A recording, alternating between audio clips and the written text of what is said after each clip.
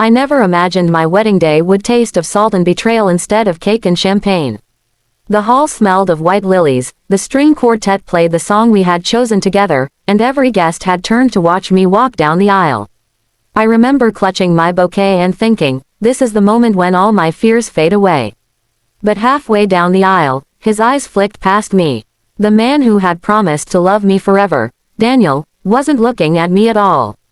He was staring at someone sitting in the back row, a woman with red hair and a smile like a blade. Before I could reach him, he dropped the ring, stepped off the altar and ran straight into her arms. Gasps rippled through the room, cameras clicked, my mother rose in shock. And then he kissed the woman with a hunger that belonged to a secret life. Everyone expected me to crumble, to scream or to claw at her, but I just stood there, my veil trembling, and whispered to myself, don't give them the show they want.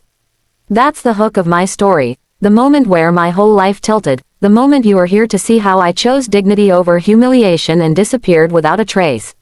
I turned around before the priest could speak, before anyone could reach me. My heels echoed against the marble floor as I walked out of the hall alone. Outside, a drizzle had started, soaking my dress. My phone buzzed with messages from friends, are you okay? Come back inside, we can fix this. But I didn't answer. A taxi slowed beside me and I got in without even knowing where I was going. The driver asked, where to? And I whispered, anywhere but here. That was how my vanishing began. In the following days, the newspapers called me, the runaway bride, as if I were a cliché, but only I knew the truth. I wasn't running from marriage, I was running toward my own self-respect. I went to a small coastal town 3 hours away, a place where no one knew me, where the sea was loud enough to drown out my thoughts. I rented a tiny room above a bakery. The first nights were the hardest. I lay awake staring at the ceiling, hearing his voice in my head, remembering every promise he had made, every late night call, every time he had looked at me like I was the only woman on earth. How could that man turn on me so publicly? The hurt burned, but so did a strange clarity. In that darkness, I started to make decisions. I wouldn't call him. I wouldn't post anything. I would build a life so strong that his betrayal would become only a footnote. I started working in the bakery downstairs, kneading dough before dawn. It was humble work, but the smell of fresh bread and the kindness of strangers began to knit my soul back together. Every morning at 5, I tied an apron over my borrowed clothes and went downstairs. The dough was heavy and cold at first, but after a while it became meditative, like kneading my pain into something that could rise. The bakery owner, Elena, a widow with gentle eyes, took me in without questions. She didn't need to know my whole story to see I was broken. She offered me warm coffee, taught me how to braid challah, and left the upstairs window open so I could smell the sea while I worked. Customers came and went, and soon I knew their names: fishermen who bought bread before sailing, mothers who came with sleepy children, old men who sat at the corner table reading newspapers. None of them looked at me with pity. To them I was simply the new girl at the counter. That anonymity was a blessing. At night, when the bakery was quiet and the streetlights flickered outside, I would sit with my laptop and follow free online courses. I had always loved drawing and design, but Daniel had dismissed it as a hobby. Now, in my little rented room with flour on my hands, I taught myself the basics of graphic software, logo creation, website layouts. I began to post my designs on small freelance platforms under a different name, my mother's maiden name. At first, I got tiny jobs, a menu for a cafe, a poster for a school play. The payments were small but each project felt like reclaiming a piece of myself. Months passed. My hair grew longer. I started jogging along the shoreline in the evenings, breathing in the salt air. Sometimes the ache of betrayal would return like a wave, but it no longer knocked me down. It just rolled over me and receded. I built a little routine. Bakery at dawn, design work in the afternoon, long walks by the sea at night. In those walks, I'd talk to myself softly, as if coaching a friend, you're still alive. You're still here. This is not the end of your story. Slowly, my reflection in the mirror changed from a pale, stunned bride to a woman with sun in her skin and purpose in her eyes. One evening Elena found me crying quietly over my laptop. She put a hand on my shoulder and said, "Don't let what he did define you. Let what you do next define you." Those words sank deep. They became my mantra. Every loaf I baked, every assignment I submitted was a brick in the new foundation of my life. I saved every spare euro in a jar. By the end of the first year, I had enough freelance clients to leave the bakery and rent my own small apartment overlooking the harbor. I painted the walls a pale blue, filled the shelves with secondhand books, and bought a sturdy desk for my design work. It wasn't glamorous, but it was mine. Still, I kept my past secret. I didn't follow Daniel on social media, I didn't tell my clients my real name. Yet sometimes, when I walked by the sea at night, I wondered what Daniel told people. Did he laugh about me? Did he think I was still crying somewhere, waiting for him? That question became my fuel. I promised myself that if our paths crossed again, I wouldn't be the woman he left at the altar, I would be someone he couldn't even recognize. I also began to reach out to others quietly. Through an online forum, I connected with women who had been betrayed or humiliated publicly. We exchanged stories, encouraged each other. I never used my real name, but my posts were full of the lessons I was learning. That pain can be a teacher, that leaving isn't weakness, that dignity can be silent but powerful. Helping others helped me heal too. I started to realize that my story might one day be worth telling, not as a tale of scandal but as a map for survival. By the end of the second year in that town, I was running a modest but thriving design studio from my apartment. My clients included a boutique hotel chain and a travel magazine. I traveled occasionally to nearby cities to meet them, always under my new name. Each trip was a small victory. Each project another reminder that my life no longer revolved around someone else's choices. I had built something solid from the rubble. Yet I wasn't bitter. Surprisingly, I felt gratitude. Daniel's betrayal had been like a storm that uprooted me from a shallow soil and forced me to plant myself somewhere deeper. Without it, I might still be living a life half-lived, shrinking my dreams to fit his expectations. Instead, I had discovered my strength. I didn't need revenge or public vindication. I just needed to keep moving forward. On the second anniversary of what should have been our wedding, I bought a small cake from the bakery and sat by the harbor watching the sunset. The sky was streaked with orange and pink, the water glittering like broken glass. I lit a single candle and whispered, "To new beginnings." As I blew it out, a sense of peace settled over me. For the first time, the memory of that day no longer made my heart race. It just felt like something that had happened long ago to someone else. And yet, in the back of my mind, I knew life had a way of circling back. I didn't know when or how, but I sensed that one day Daniel and I would cross paths again. The thought didn't scare me anymore. It excited me. I wanted him to see who I had become. Not to hurt him, but to show myself that I had truly moved on. That night, lying in bed with the sea breeze drifting through my window, I realized I was no longer the girl in the white dress frozen at the altar.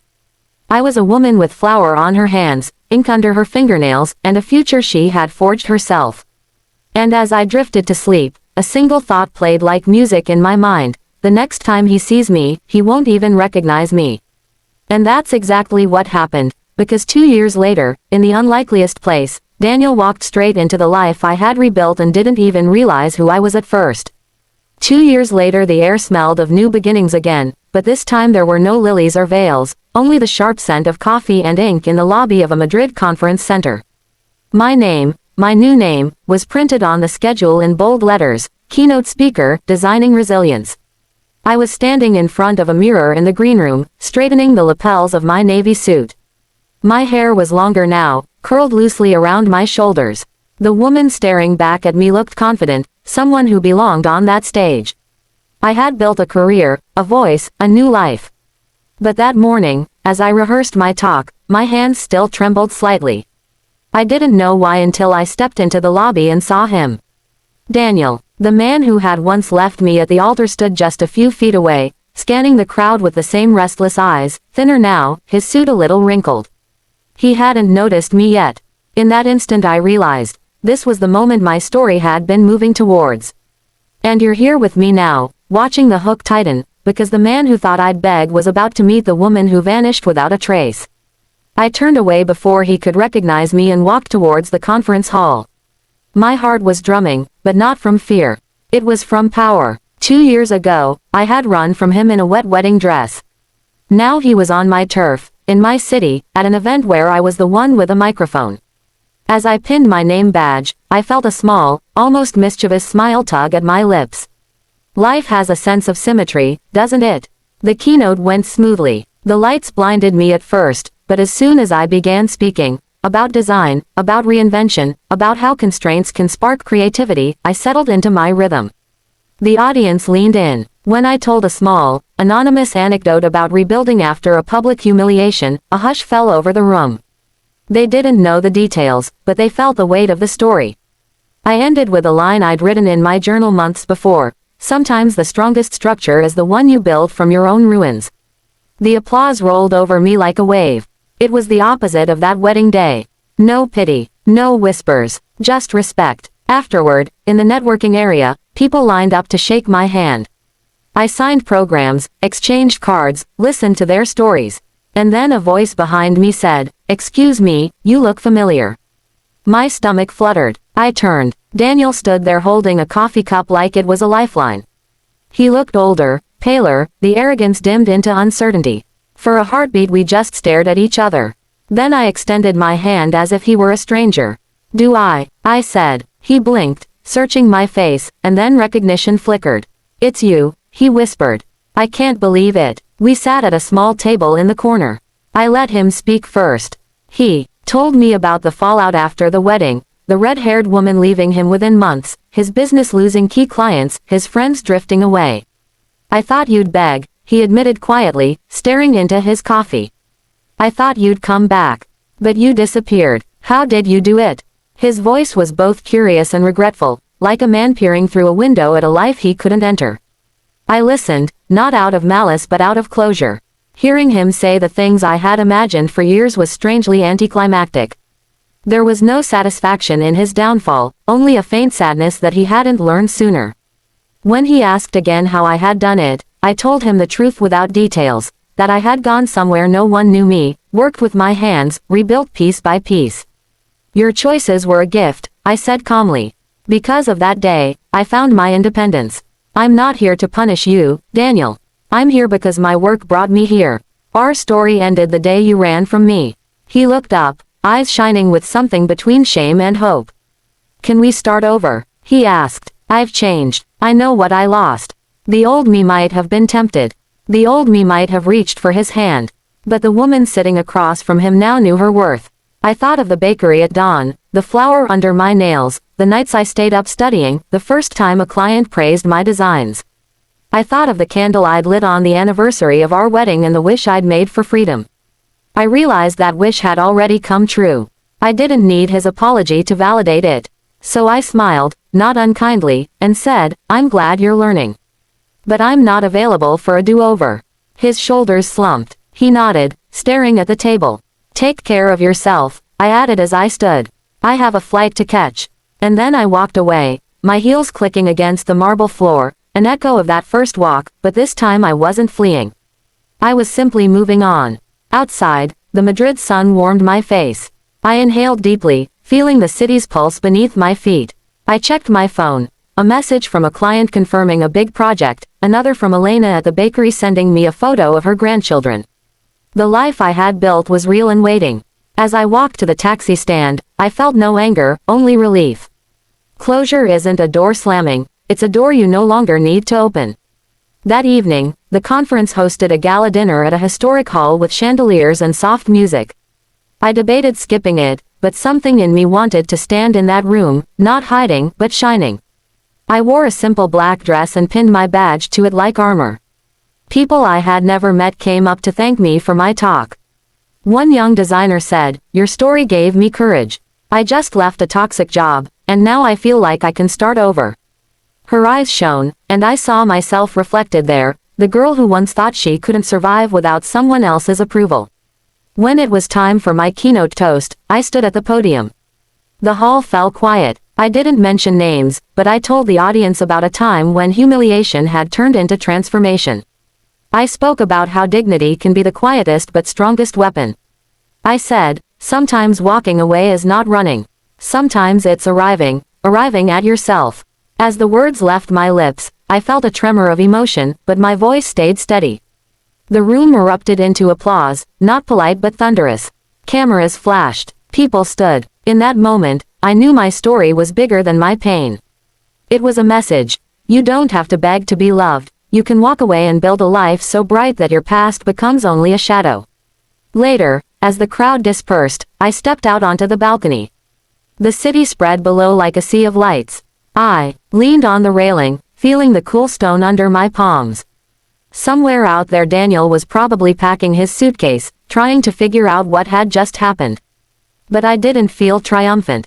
I felt free. The chapter had closed not with revenge but with release. I thought about the girl in the wedding dress and wished I could whisper to her, "Hold on.